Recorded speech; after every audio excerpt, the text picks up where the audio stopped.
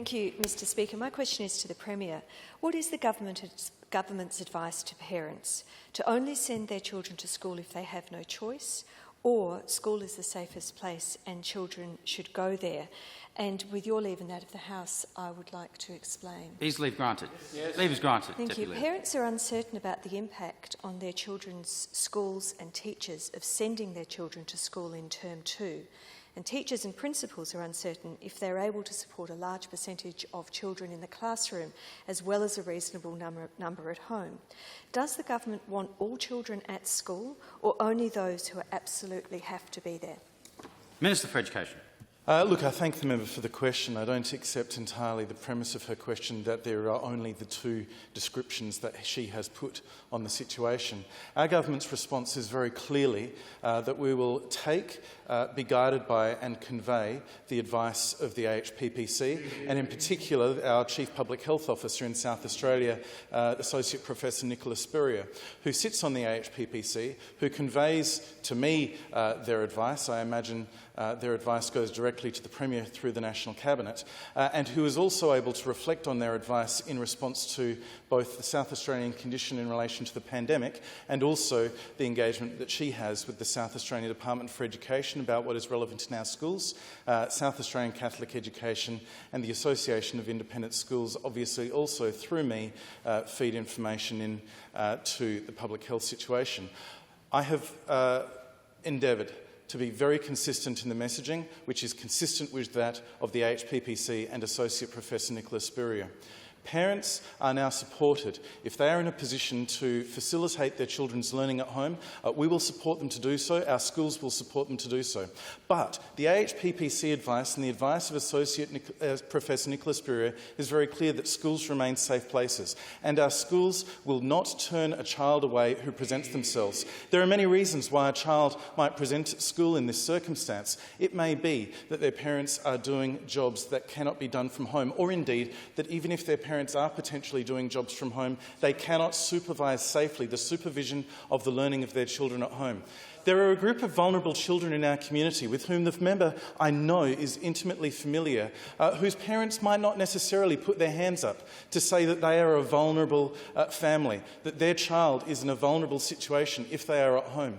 And by seeking to too explicitly define the circumstance, you will be defining those children out of the support that they need to get in a school environment. That is a concern that's been raised directly with me by Associate Professor Spurrier. It's a concern that's been raised with the public by the Commissioner for Children and Young People, Helen Connolly.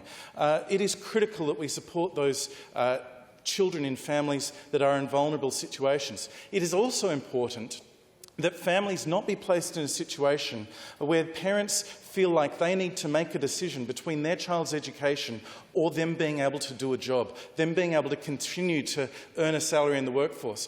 If the health advice changes from the HPPC or from Associate Professor Nicola Spurrier, then we will update the advice about whether schools are low-risk environments for families and indeed for workforce, now that we have also put into place extra cleaning measures, extra measures to support hygiene, extra measures to support social distancing, and indeed extra measures to protect vulnerable workers who are being supported to work from home where possible. If the health advice changes, then we will honour that health advice from Associate Professor Spurrier.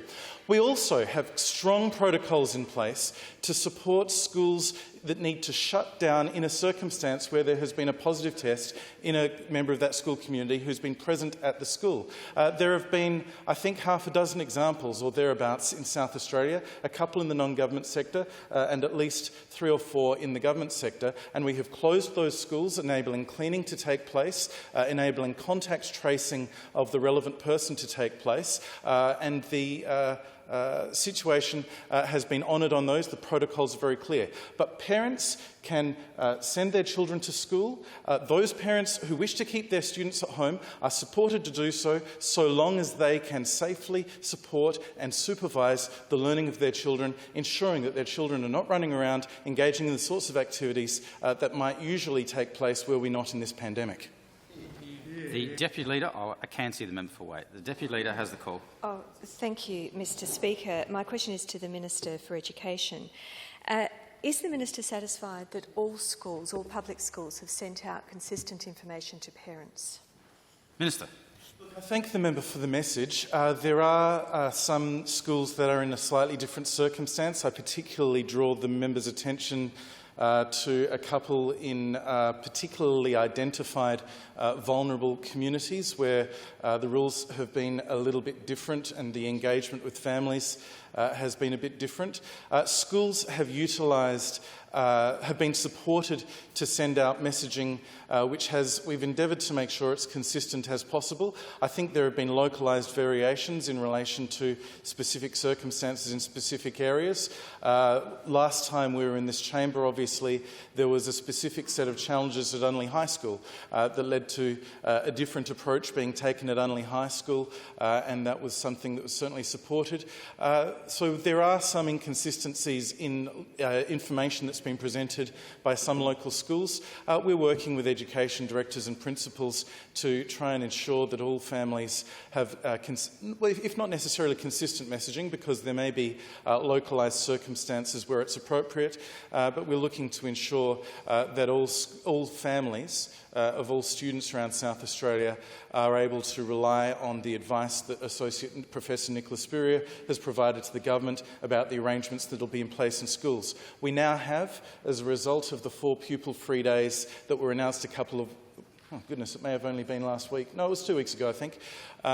Some days feel very long during this pandemic, and time has affected there. I think it was about 2 weeks ago we announced the 4 pupil-free days. That is enabling the teaching workforce and principals and schools to work with our teams in education to prepare for what Term 2 will look like, as the Premier described earlier.